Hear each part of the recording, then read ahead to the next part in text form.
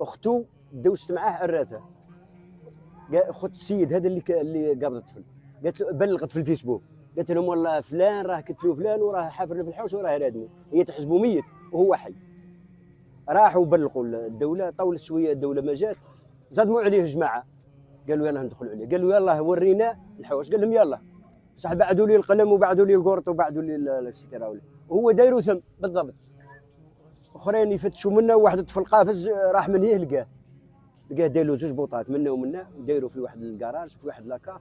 واللحيه، اجروا واجروا واجروا واجروا، قالوا ها هو يا ايه، لقاوه ثم بعد المترات برك مش ياسر،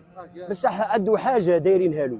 قال لهم حسب ما نسمع، قال لهم يا ودي نخزر فيكم ودون نلقى ما نطيق دون نخرج ما نطيق، الحاجه اللي دايرينها ما نعرفش شنو هي المغناطيس هذا اللي دايرينه، عرفناها وش عرفناها